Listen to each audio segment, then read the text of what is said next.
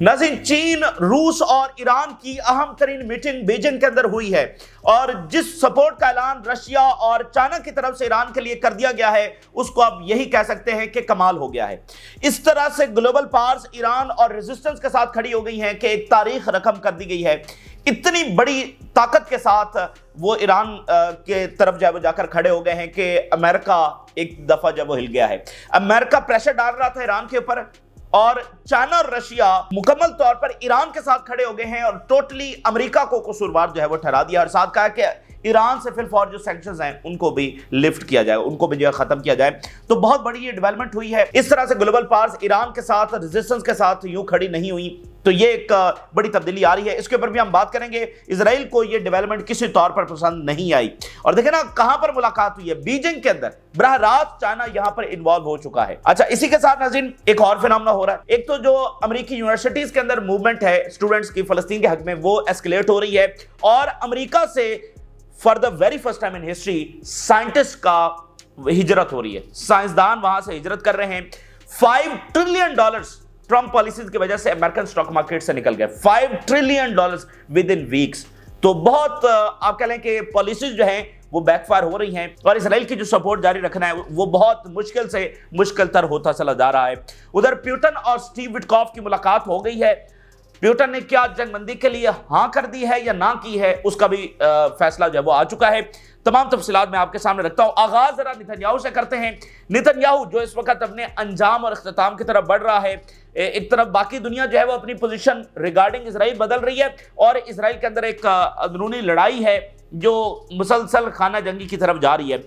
Netanyahu ने अभी क्या किया है कि शिन बेत के फॉर्मर चीफ के ऊपर पुलिस में यानी कि मुकदमा दर्ज करवाया और उसकी गिरफ्तारी का ऑर्डर दिया है। अब ये लड़ाई इस हद तक पहुंच चुकी है। Netanyahu filed a complaint with the police against former Shin Bet chief. Netanyahu complaint to the police against Shin Bet chief came after he threatened to publish classified information। तो अब आप अंदाजा करें कि इंटेलिजेंस चीफ के खिलाफ मुकदमे हो रहे हैं, वो नेतन्याहू के खिलाफ धमकियां लगा रहे हैं। तो ये लड़ाई अब इंस्टीट्यूशंस की जो लड़ाई बन चुकी है। कहीं अल्ट्रा ऑर्थोडॉक्स जो न्यूज़ हैं वो लड़ रहे हैं, कहीं पॉलिटिकल एलीट लड़ रही है। अब ये पॉलिटिकल वर्सेस आर्मी एलीट है जो जिसकी लड़ाई वहां पर शुरू हो चुकी है और सेटलर्स वहां से जो है वो निकल रहे हैं। तो एक बड़ा एक समझ लें कि इसराइल के अंदर ये खलफशार जो है तेजी के साथ बढ़ रहा है।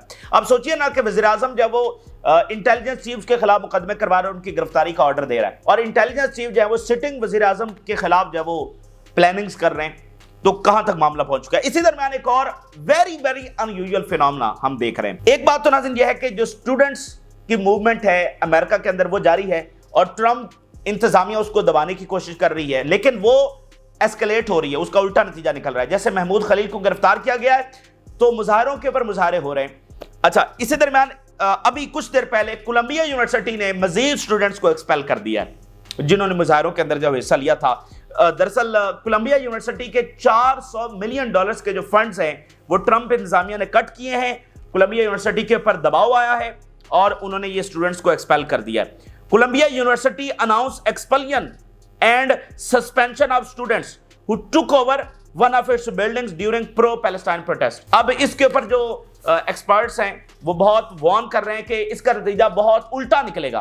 भाई पूरी दुनिया से जो स्टूडेंट्स हैं और बाकी लोग हैं वो अमेरिका आते हैं, किस लिए? यहां पर आकर इन्वेस्ट करते हैं, पैसा लगाते हैं, स्टडी करते हैं, फिर इसी मुल्क के की तरक्की में अपना किरदार अदा करते हैं कि यहां पर रूल ऑफ लॉ है, यहां पर इस तरह के पॉलिटिकल तासुब के ऊपर फैसले नहीं किए जाते। ये तो आप पहली बार हम इस तरह से देख रहे हैं ना कि स्टूडेंट्स को यूं निकाला जा रहा है। तो वो कह रहे हैं कि इसका उल्टा नतीजा निकलेगा और उल्टा नतीजा निकलना शुरू हो गया है।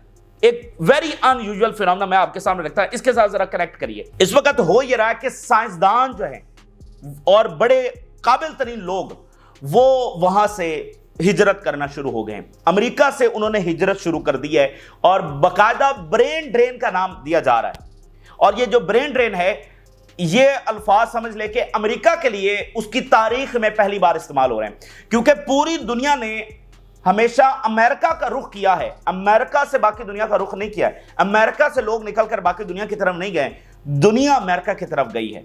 तो इसलिए ये पहली बार ब्रेन ड्रेन, ये जो तीसरी दुनिया के ममालिक हैं वहां पर तो ये लफ्ज इस्तेमाल होते रहते हैं कि वहां से अच्छे काबिल लोग जो हैं वो यूरोपियन कंट्रीज का या अमेरिका का रुख करते हैं। वहां पर तो ये फिनोमेना आपने देखा होगा ब्रेन ड्रेन का, लेकिन अमेरिका के हवाले से नहीं भाई। दुनिया तो जिसको ड्रीम लैंड कहा जाता है, तो दुनिया तो वहां पर जाती है, तो वहां से ब्रेन ड्रेन जो है वो शुरू हो गया है। अब आप देखिए कि वर्ल्ड वॉर 2 के टाइम जो है वो ये फिनोमेना देखा गया था कि यूरोप से साइंसदानों ने अमेरिका का रुख किया और वहां पर वो गए, और जिन्होंने न्यूक्लियर बनाया यूरोपियन साइंसदानों का बहुत बड़ा उसमें हाथ था। और ओपेनहाइमर की कहानी हम पहले भी मुख्तसरन आपके सामने रख चुके हैं कि वो था तो अमेरिकन बॉर्न, लेकिन उसकी पीएचडी जर्मनी से थी और वहां पर उसने बहुत सारी चीजें सीखी। जर्मनी उस वक्त मरकज था, फिर वो अपने साथ बहुत सारे साइंसदानों को यहां लेकर आया जिसने न्यूक्लियर के अंदर मदद दी। तो इन साइंसदानों ने जो यूरोप से अमेरिका की तरफ गए, न्यूक्लियर बनाया, उसके बाद बहुत सारी मिलिट्री टेक्नोलॉजीज और दीगर टेक्नोलॉजीज बनाई, जिसकी वजह से अमेरिका आज तक सुपीरियर है। भाई अमेरिकन टेक्नोलॉजी दुनिया में, उसके वेपन्स या बाकी टेक्नोलॉजी दुनिया में सबसे ज्यादा सुपीरियर मानी जाती है। आपके ये फोन्स हो, आपके कंप्यूटर्स, माइक्रोसॉफ्ट, एप्पल, ये हम मिसालें दे रहे हैं, इसमें हमेशा अमेरिका ही लीड कर रहा है ना। तो वो इन साइंसदानों की वजह से कर रहा है। वो साइंसदान जो है उस वक्त हिजरत करना शुरू हो गए, और जरा अंदाजा करें कि वही यूरोप उनको वेलकम कर रहा है। और यूरोप में सबसे बढ़कर फ्रांस ने अपने दरवाजे खोल दिए हैं। अभी उन्होंने 15 मिलियन पाउंड्स का एक इमरजेंसी फंड भी पास किया है। वो मुख्तलिफ यूनिवर्सिटीज को फंड दे रहे हैं कि आप उन साइंसदानों को और उन काबिल लोगों को अकोमोडेट करें, उनकी फैमिलीज को अकोमोडेट करें, जिन सैलरीज के ऊपर वो छोड़कर वहां से आ रहे हैं उतनी या उससे भी ज्यादा सैलरीज उनको दे। फ्रांस ने अपने दरवाजे मुकम्मल तौर पर उन साइंसदानों और उनकी फैमिलीज के लिए खोल दिए हैं। ये बहुत बड़ा फिनोमेना है। देखिए साइंसदान ही है सब कुछ। इस मौजूदा ये वाली जो दुनिया जिसमें आप रह रहे हैं, इसके ऊपर बर्तरी किसकी है? वही जिसके पास टेक्नोलॉजी है। तो टेक्नोलॉजी कौन बना रहा है? साइंसदान बना रहे हैं। तो वो अमेरिका से निकल रहे हैं। आप जरा अंदाजा तो करें। साइंटिस्ट फ्ली यूएस, फ्ली बाकायदा तौर पर, over research restrictions, France opens doors, top scientist from NASA. अब देखिए मतलब नासा का किरदार आप कैसे साइड के ऊपर कर सकते हैं। अमेरिका की सुपीरियरिटी में नासा का जो किरदार है। And Yale and Stanford and other US institutions are considering scientific exile. बाकायदा ये साइंटिफिक एग्जाइल जो है वो वर्ल्ड वॉर 2 के अंदर देखा गया था कि वहां से साइंसदानों ने एक बाकायदा जलावतनी इख्तियार की। जर्मनी के साइंसदान, मतलब जर्मनी एक मरकज था और वो अमेरिका चले गए थे। तो अब वो साइंटिफिक एग्जाइल जो है वो अमेरिका से हो रहा है। Scientific exile in France due to research restrictions under Trump administration. और सबसे ज्यादा साइंसदान किस मुल्क का रुख कर रहे हैं? वो फ्रांस का कर रहे हैं। French universities has launched 15 million pound safe place for science programs. French official says they are prepared to welcome the scientists and their families कि हमारे दरवाजे खुले हैं साइंसदानों के लिए, उनको वेलकम करने के लिए, और उनकी फैमिलीज को भी साथ लेकर आए। Citing a new brain drain from US. तो ये एक छोटी सी रिपोर्ट मैंने आपके सामने रखी है। आप जरा अंदाजा तो करें कि गजा और यूक्रेन की जंग ने दुनिया को कैसे बदल के रख दिया है। और अमेरिका क्या सोच सकता था कि इसका ऐसा फॉल आउट सामने आएगा? ठीक है, ये गजा की जंग का इसमें बहुत बड़ा किरदार है और यूक्रेन की जंग का इसमें बहुत बड़ा किरदार है। ठीक है, तो वो स्टूडेंट्स को निकाल रहे हैं। स्टूडेंट्स ने उधर जाना बंद कर दिया है, मतलब इस तरह के मामलात पैदा हो रहे हैं और वहां से साइंसदानों ने हिजरत शुरू कर दी और बाकी काबिल लोगों ने। फिर इसी दरमियान देखिए एक और जो ताजा रिपोर्ट सामने आ रही है, ट्रंप की पॉलिसीज की वजह से ट्रिलियंस ऑफ डॉलर्स का लॉस हो गया। अभी ताजा तरीन रिपोर्ट के मुताबिक $5 ट्रिलियन का लॉस हुआ है। स्टॉक मार्केट से इतना पैसा निकल गया। आप अंदाजा करें दुनिया के कितने ममालिक का यह बजट बनता है।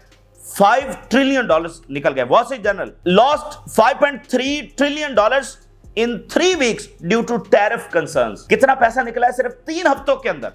$5.3 ट्रिलियन की हम बात कर रहे हैं। 1 ट्रिलियन में 1000 बिलियन डॉलर्स होते हैं। US stock market tumbles again as Trump threatens tariff on wine. Asian markets trade higher despite fall in US markets. Stock get a reprieve as risk of US shutdown eases markets wrap. Trump administration highlights US stock have worst day of 2025 as economic fears grows. अच्छा, अब ये हो क्या रहा है कि देखिए जो अमेरिकन कंपनीज हैं, किसी की आप वर्थ देखते हैं कि टेस्ला की जो वर्थ है वो $800 बिलियन है। एप्पल की आप देखते हैं कि वो 900 बिलियन है या 1 ट्रिलियन जितनी भी है।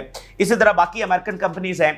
तो मतलब दुनिया भर से उनमें इन्वेस्ट किया जाता है, उन कंपनीज में इन्वेस्ट किया जाता है कि उनके शेयर्स खरीदे जाते हैं, तो उसी से उनकी वैल्यू बढ़ती है ना। ये जो आपको नजर आती है कि इस कंपनी की इतनी वैल्यू है, तो दुनिया भर से उनमें इन्वेस्ट किया जाता है, उनके शेयर्स खरीदे जाते हैं। तो अब हुआ क्या है कि 5.4 ट्रिलियन डॉलर्स के वो जो इन्वेस्टमेंट थी वो निकल गई हैं, यानी जो जिन्होंने शेयर्स खरीदे हुए थे वो पैसा निकाल लिया है। तो उससे जो अमेरिकन कंपनीज हैं वो डिक्लाइन कर गई हैं। भाई पैसा तो अमेरिकन कंपनी से ही निकला है ना। जैसे अभी रिसेंटली जो AI लॉन्च हुआ था डीप सीक चाइना से, तो 1 ट्रिलियन डॉलर्स का अमेरिकन कंपनीज को नुकसान हुआ था। वो क्या था कि वो पैसा उन्होंने निकाला दुनिया भर ने और इन्वेस्ट किया चाइना की तरफ। 1 trillion dollars fill for American जो है वहां से तो निकाल लिया, और उसके बाद रिपोर्ट्स आई कि वो चाइना की तरफ इन्वेस्ट हो रहा है, लेकिन 1 ट्रिलियन डॉलर निकल गया। अमेरिकन कंपनी जो है वो लॉस के अंदर गई। तो यहां पर 5.3 ट्रिलियन डॉलर्स निकल गए, अमेरिकन कंपनीज का लॉस हुआ है। अब टोटल जो वैल्यूएशन है अमेरिकन स्टॉक मार्केट की वो 52 ट्रिलियन डॉलर्स है। यह दुनिया की सबसे बड़ी स्टॉक मार्केट है, 52 ट्रिलियन डॉलर्स। 5 निकल गए हैं। अगर 1-2 और झटके लग गए तो फिर क्या होगा? चाइना की जो स्टॉक मार्केट है उसकी वैल्यू जो है वो 30 ट्रिलियन डॉलर प्लस है। तो अगर 1-2 झटके लगे तो चाइना या तो बराबर आ जाएगा या इससे लीड भी कर सकता है। अब आप अंदाजा करें ना, मतलब इतने पैसों का सिर्फ 3 हफ्तों में निकल जाना। तो ये अगर ये स्टॉक मार्केट 20 ट्रिलियन डॉलर के ऊपर चली गई या इवन 30 के ऊपर चली गई, तो वो अमेरिकन इकोनॉमी, वो अमेरिकन एम्पायर, उसको कितना धचका आप अंदाजा करें कि लगने जा रहा है। इसी दरमियान जो ट्रेड वॉर है वो तो अभी मजीद बढ़ने जा रही है ना। अभी जब यूरोप टैरिफ लगाएगा तो फिर क्या होगा? अभी चाइना ने क्या काम शुरू किया कि चाइना के जो बड़े बड़े आप कह लें कि एक्सपोर्टर्स हैं टुवर्ड्स अमेरिका, उन्होंने अपनी कीमतें बढ़ा ली हैं। A major supplier to American Walmart intends to raise its prices in response to Trump tariff on China. अब जो चाइनीज हैं जिस तरह स्मार्ट अंदाज के अंदर वो काम कर रहे हैं, अमेरिका ने टैरिफ लगाए हैं चाइना के ऊपर।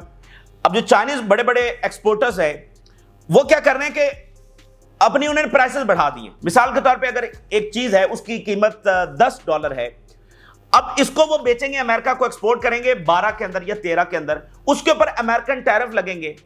तो पहले जो चीज 20 में बिकती थी, $20 में, वो बिकेगी 25 में या 30 में। तो इससे क्या होगा? अमेरिका के अंदर महंगाई बढ़ेगी। यानी एक चीज जो उनको अवेलेबल थी 15 के अंदर, अब वो 20-25 में अवेलेबल होगी। तो अमेरिका के अंदर इन्फ्लेशन जो है वो और बढ़ेगी। अमेरिकन को ज्यादा झटका जो है लगने जा रहा है। एक्सपोर्टर्स ने तो प्राइस बढ़ा ली है, तो झटका फिर उधर अमेरिकन बायर्स को लगने जा रहा है। या तो फिर अमेरिका सारी और सारी अपनी चीजें बनाएगा, तो फिर दुनिया उसकी चीजें क्यों खरीदेगी? तो ये एक ऐसी चीज है कि आज की दुनिया में ये कैसे ट्रेड वॉर आगे बढ़ेगी, मतलब ये इस वक्त दुनिया समझने से कासिर है। इसलिए यूरोप भी यही कह रहा है, कनाडा भी यही कह रहा है कि इस ट्रेड वॉर का हमें आपस में नुकसान होगा, क्योंकि जितनी डिपेंडेंसी हो चुकी है दुनिया की एक दूसरे के ऊपर, इसमें कैसे ये मामला जो है वो चल सकता है। तो इस वक्त अमेरिका में एक अनसर्टेनिटी है, इन्फ्लेशन वहां पर बढ़ रही है, ट्रंप की जो पॉलिसीज है उसको बड़ा नापसंद किया जा रहा है। अब आगे इसका नतीजा क्या निकलेगा ये तो पता नहीं, लेकिन फिलहाल मुकम्मल जबरदस्त हो चुका है मामला। और जो अमेरिकन एक्सपर्ट्स हैं वो ये कह रहे हैं कि जिस तरह से एस्टिमेट कर रहे हैं ना ट्रंप कि वो इधर भी टैरिफ और इधर इकोनॉमिक और उधर कोई मिलिट्री एक्शन, मतलब जो वो एस्टिमेट करके पॉलिसीज बना रहे हैं, इस एस्टिमेशन के मुताबिक रिजल्ट्स जो है वो नहीं निकलने वाले हैं। तो अब आप देखिए इतने केओस में इजराइल की जंगें कहां पर फिट बैठ रही हैं। इसी दरमियान हम जरा बात करते हैं ईरान, चाइना और रशिया की। नज़ीर मीटिंग हुई है और इसको आप कहेंगे कि कमाल हो गया है, जिस तरह ग्लोबल पावर्स ईरान के साथ खड़ी हो गई हैं। ईरान के पर सबसे बड़ा इस वक्त दबाव क्या है कि वो रेजिस्टेंस की सपोर्ट छोड़े। तो ईरान के साथ खड़े होना, ईरान को सपोर्ट करने का मतलब यह है कि रेजिस्टेंस को सपोर्ट करना। सिर्फ न्यूक्लियर का मामला नहीं है, मामला रेजिस्टेंस का है, हुतीज का है, हिजबुल्लाह का है, हमास का है। अमेरिका चाहता है कि उनकी सपोर्ट ईरान छोड़े। तो इस वक्त जो भी ईरान के साथ खड़ा होगा मतलब वो रेजिस्टेंस के साथ खड़ा हो रहा है। तो यहां पर तो अमेरिका ये एक्सपेक्ट कर रहा था कि जैसे रशिया से बात कर रहा है कि रशिया ईरान से बात करे तो दबाव डाला जाएगा ईरान के ऊपर, लेकिन वो तो काम उल्टा हुआ है। बीजिंग के अंदर मुलाकात हो गई है और पूरी तरह से वो ईरान के साथ खड़े हो गए हैं और उन्होंने कहा है कि सैंक्शंस खत्म की जाएं। यानी आप यूं कहिए कि जितनी सपोर्ट आप एक्सपेक्ट कर सकते हैं, कोई एक्सपेक्ट कर सकता है कि ईरान को कितनी सपोर्ट दी जा सकती है, उतनी या उससे भी ज्यादा, एक्सपेक्टेशन से भी ज्यादा सपोर्ट चाइना और रशिया ने ईरान को दे दी है। उन्होंने अमेरिका को कसूरवार ठहराया है और उन्होंने कहा कि फिल फॉर ईरान से जो सैंक्शंस है वो खत्म की जाए और जो भी ईरान के खिलाफ इकदाम उठाए जा रहे हैं ये अनजस्टिफाइड है। अच्छा, एक चीज आप देखें उसकी बहुत ज्यादा अहमियत होती है और वो ये होती है कि ये जो बड़ी पावर्स हैं जैसे अमेरिका है, वेस्ट है, ये हमेशा से क्या करते हैं, जो इनके सामने झुकते नहीं हैं उनके ऊपर सैंक्शन लगाते हैं, उनको दुनिया का विलन बनाकर पेश करते हैं। मिसाल के तौर पे आप देखिए फिलिस्तीन है, वेनेजुएला है, क्यूबा है, ईरान है, ये जो सारे ममालिक हैं ये देखिए कि सैंक्शंस भी भुगतते हैं, जो अनजस्टिफिकेशन है वो भी ये बर्दाश्त करते हैं, और अमेरिका इनको पुटरे भी एज अ जालिम करता है। अब देखिए कि इजराइल फलस्तीनियों को जालिम बताता है, अमेरिका उसको इंडोर्स करता है। अमेरिका ईरान को, वेनेजुएला को, क्यूबा को, इनको जालिम बताता है, ठीक है, और किसी को डिक्टेटर कहता है, किसी को कुछ कहता है, उनको सैंक्शन लगाकर उनकी इकॉनमी भी तबाह करता है। तो इनका बयानिया कोई नहीं मानता, यानी ईरान कहता है, क्यूबा कहता है, वेनेजुएला कहता है, फलस्तीन कहता है कि भाई हमारे ऊपर जुल्म हो रहा है, तो इस बात को कोई इंडोर्स नहीं करता। मीडिया उनका है, दुनिया की तमाम गवर्नमेंट्स उनके बयानियों को इंडोर्स करती हैं। इस बात की बहुत अहमियत है। तो अब जब ग्लोबल पावर्स रशिया और चाइना खड़े हो गए हैं ईरान के साथ, और वो कह रहे हैं कि ईरान की पोजीशन जस्टिफाइड है, अमेरिका गलत कर रहा है, तो ये कोई मामूली चीज नहीं है, ठीक है ना, ये इसकी बहुत ज्यादा अहमियत है। तो ये मामला भी यहां पर हुआ है। एक तो चाइना ने कहा है कि मामला बहुत क्रिटिकल मोमेंट के ऊपर पहुंच गया है, यानी ईरानी न्यूक्लियर प्रोग्राम जो है वो बड़े क्रिटिकल मोड के ऊपर पहुंच गया है। अब जो ज्वाइंट एलामिया आया है मैं आपके सामने रखता हूं। We affirm full respect for the right of Iran to the peaceful use of nuclear energy. Russia और चाइना ये कह रहे हैं कि ईरान का जो न्यूक्लियर प्रोग्राम है वो तो बड़ा पीसफुल इन नेचर है। आप ये क्या बातें कर रहे हैं कि ईरान जो है खतरा है वर्ल्ड सिक्योरिटी के लिए, ये तो बड़ा जबरदस्त न्यूक्लियर प्रोग्राम है और पीसफुल नेचर के अंदर है। जैसे बाकी मालिक के अंदर न्यूक्लियर टेक्नोलॉजी है, जैसे यूएई है, बाकी मालिक हैं वो न्यूक्लियर टेक्नोलॉजी इस्तेमाल कर रहे हैं for energy purpose, for peaceful purpose. तो ईरान का प्रोग्राम भी ऐसा है और हम इसको वेलकम करते हैं। And we affirm the necessity of lifting illegal unilateral sanctions. जो गैर कानूनी सैंक्शंस ईरान के ऊपर लगी हुई हैं, और यूनिलैटरल सैंक्शंस यानी सिर्फ अमेरिका ने लगा रखी हैं, इनको फिल फॉर जो वो खत्म होना चाहिए। ये गैर कानूनी सैंक्शंस हैं, यानी अमेरिका कह रहा है कि मैक्सिमम प्रेशर पॉलिसी है उसकी, मजीद सैंक्शंस लगेंगी, और ईरान सबसे बड़ा विलन है, ईरान फलाना है, और चाइना रशिया कह रहे हैं कि ये तो इलीगल सैंक्शंस हैं, इनको तो फौरी तौर पर खत्म करना चाहिए। Beijing and Moscow welcome the Tehran of peaceful nature of its nuclear program. हम इसको मुकम्मल वेलकम करते हैं।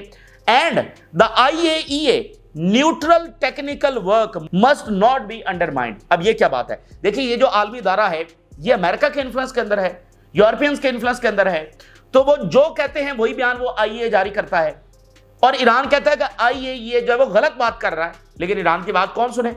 तो चाइना रशिया कह रहे हैं कि इसको न्यूट्रल होना चाहिए इस इदारे को। ये जो ईरान के खिलाफ तासुबात और बाइस्ड इसके खिलाफ जो बयानियां बनाता है, इसको न्यूट्रल काम करना चाहिए। अच्छा, फिर इसके साथ साथ चाइना के जो फॉरेन मिनिस्टर हैं उनकी अलग से स्टेटमेंट आई है, यानी ये एक ज्वाइंट स्टेटमेंट मैंने आपके सामने रखी है। फिर चाइना के फॉरेन मिनिस्टर ने अलग से स्टेटमेंट दिया, फिर मॉस्को से अलग से स्टेटमेंट जो है वो जारी हुई है। चाइना के फॉरेन मिनिस्टर के देखिए, we stress the need to end all unilateral and illegal sanctions on Iran. Joint statement में भी यही बात, और अलग से जो चाइना ने स्टेटमेंट जारी की है उसमें भी यही बात। Beijing and Moscow and Tehran, ये लाइन बड़ी इंपॉर्टेंट है, must strengthen the international coordination and contribute to maintaining world peace. वो कह रहे हैं कि ईरान वर्ल्ड सिक्योरिटी के लिए सबसे बड़ा खतरा, और चाइना और मॉस्को क्या कह रहे हैं कि चाइना को, रशिया को और ईरान को इंटरनेशनल और वर्ल्ड पीस कायम रखने के लिए अपना किरदार अदा करना चाहिए। अब देखिए ये बड़ी इंपॉर्टेंट बात है, आपको वो भी चीज सामने आ रही है कि जो इधर जंगी मशकें हुई हैं उसमें ईरान ने क्या बात की कि अब रीजन की सिक्योरिटी हम खुद करेंगे, अमेरिका की जरूरत नहीं है, यहां से फॉरेन पावर्स निकल जाए, हम अपनी सिक्योरिटी खुद करेंगे। यूनाइटेड स्टेट जो है वो सुपर पावर किस तरह से है, वो कहता है कि दुनिया भर की सिक्योरिटी की जिम्मेदारी उसकी है, और वो सिक्योरिटी के नाम के ऊपर हर जगह मुदाखलत करता है। वो जो भी मुल्क उसके सामने सरेंडर नहीं करता उसको वो वर्ल्ड सिक्योरिटी के लिए खतरा करार देकर वहां पर घुस जाता है, या सैंक्शन लगा देता है, या जंग छेड़ देता है। तो देखिए दुनिया में सबसे इंपॉर्टेंट चीज क्या है, वो सिक्योरिटी है। आपकी इकोनॉमी, आपकी बाकी तमाम एक्टिविटीज, आपका जिंदगी का वहां पर पनपना, सारी एक्टिविटीज, आपके कारोबार, सब कुछ वो सिक्योरिटी की छतरी के नीचे है। अब सोचिए अगर जंगें चल रही हैं, अगर सिक्योरिटी नहीं है तो उसमें लाइफ कैसे पनपेगी, उसमें कारोबार कैसे बढ़ेंगे, जिंदगी आगे कैसे बढ़ेगी अगर सिक्योरिटी नहीं है। तो दुनिया में इंपॉर्टेंट चीज अमन है, सिक्योरिटी है। तो वो सिक्योरिटी के जिम्मेदार कौन है, अमेरिका कहता है कि हम हैं, ठीक है। तो चाइना, रशिया, ईरान क्या कह रहे हैं कि हम किरदार अदा करेंगे दुनिया में सिक्योरिटी के लिए। तो देखें जो भी अपने आप को जो सुपर पावर बनेगा, सिक्योरिटी का रोल उसके पास होगा। तो यहां पर आप नोट करें, वो कह रहे हैं रीजन की सिक्योरिटी भी हम करेंगे, अब वो कह रहे हैं कि वर्ल्ड सिक्योरिटी के अंदर भी हम अपना किरदार अदा करेंगे। अब ये मॉस्को से स्टेटमेंट जारी हो रही है, sanctions imposed on Iran are illegal and Tehran has never declared its intention to possess nuclear weapons। ईरान चीख चीख कर कई महीनों से, कई सालों से कि हम तो न्यूक्लियर बनाना ही नहीं चाहते हैं, हमें इजराइल से थ्रेट है, अगर इजराइल हमला करेगा, अगर अमेरिका हमला करेगा फिर न्यूक्लियर बनाएंगे। वो पता नहीं कितने सालों से चीख रहा है, लेकिन वो कह रहे हैं नहीं, ईरान तो गलत बात करता है, ईरान ने न्यूक्लियर डील भी कर ली फिर भी ईरान गलत। तो आज मॉस्को क्या कह रहा है कि ईरान के ऊपर इल्लीगल सैंक्शंस खत्म की जाए, और ईरान ने तो कभी चाहे ही नहीं कि वो न्यूक्लियर बनाए। यानी वो जो ईरान की पोजीशन है उसको इंडोर्स रशिया भी कर रहा है, उसको इंडोर्स चाइना भी कर रहा है कि ईरान बिल्कुल जस्टिफाइड पोजीशन के ऊपर है, प्रिंसिपल पोजीशन के ऊपर है, वो न्यूक्लियर बनाना ही नहीं चाहता, उसका न्यूक्लियर बहुत पीसफुल है, और अगर उसको खतरा हुआ तो फिर दूसरी बात है।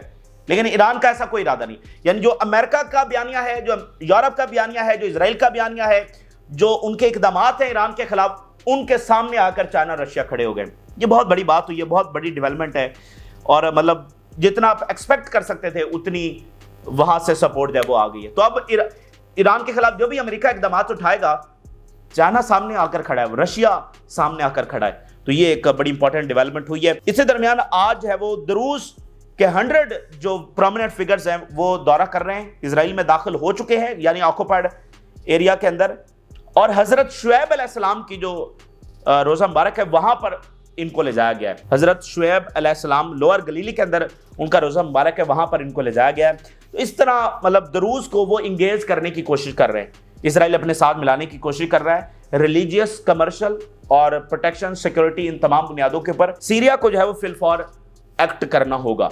उधर प्यूटन और स्टीव विटकॉफ की मुलाकात हुई है, बहुत इंपॉर्टेंट मुलाकात हुई है, और अब चूंकि टाइम काफी हो चुका है, अगली वीडियो में उसकी तफसीलात रखेंगे, लेकिन वो मुलाकात हो गई है, अब रशिया की जानिब से उसकी अनाउंसमेंट की गई है। और अब आखिरी बात सिर्फ आपको बता दूं कि ना रशिया ने हाँ किया ना किया। अजीब और गरीब वो जो सीज़फायर ट्रैप उन्होंने रशिया के ऊपर डाला था, रशिया ने उसका जवाबी ट्रैप उसी तरह से डाल दिया, ना हाँ किया ना किया, दोबारा से अमेरिका को मसले के अंदर डाल दिया। तो ये ताज़ा तरीन तफसीलात हैं जो आपके साथ शेयर की। आपने राज लगा करें, जिन लोगों ने चैनल को सब्सक्राइब नहीं किया उनसे रिक्वेस्ट करेंगे कि चैनल को जरूर सब्सक्राइब कर ले ताकि हर आने वाली वीडियो आप तक पहुंच सके। इजाज़त, अल्लाह हाफ़िज़।